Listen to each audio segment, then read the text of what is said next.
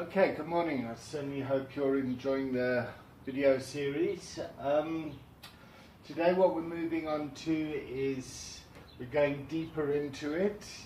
Here we've got two brains, as I'm sure you can see. Here are two human beings, and here is the relationship that they create between two human beings. And the idea is once an individual knows what his Kokorozashi is, that he's able to create the mass space for the relationship to prosper, to fulfill his Kokorozashi, and that Rei is the action or the way that you behave and greet someone to establish and build up the relationship. So in recovery coaching, this is all part of the contracting process. And once that's been developed, I want to introduce these three models, or three terms. This is transactional analysis. This comes from Eric Berne. This model here is a scarf model. It comes from David Rock. And over here we talk about Daniel Siegel and Mindsight. So what we're trying to achieve in recovery coaching, the coach is to try and maintain a relationship which operates in the adult to adult ego state.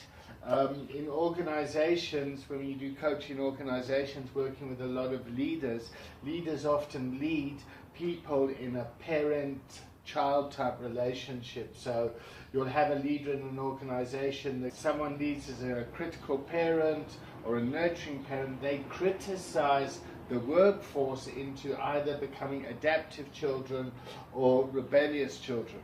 And what you're trying to do in organizations is to get the leader to lead as an adult and trying to get the workplace environment to respond as adults, so that we work in the workplace as adult to adult type relationships. And what we want for you guys as coaches is to be able to maintain and hold the relationship in an adult to adult environment.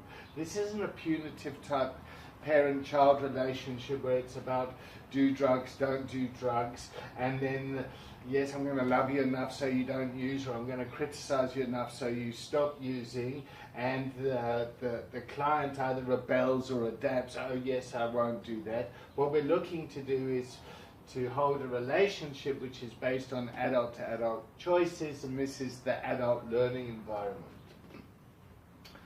So that's the first part.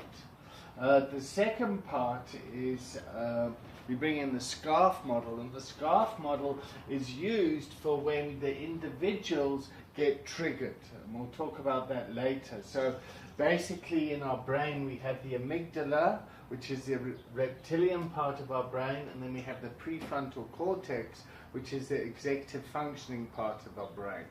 And when relationships get triggered, when there's a traumatic response and the recipient responds with the amygdala, the scarf model is used to bring that person's limbic system back online so they're able to respond in an adult to adult type conversation again. And as we go deeper into this work, we're then having the ability for mindsight, where we have the ability to detach and to see how, one, we are responding, and two, how the other person's responding, and three, how the relationship between the two people is responding, and what is the health of the mass space there. So there we bring in the ability of mindsight. And I'll go and I'll break that down in the next two videos after this, but this is the overall picture that I want you guys to get. Just to recap, it's adult to adult based conversations based on Eric Berne's transactional analysis work. That when the brain is triggered, we use the scarf model, which is David Rock's work, and when we are trying to build attuned relationships, we bring in Daniel Siegel's work around mindsight. Thank you for watching. Keep watching. Keep enjoying the training. Bye.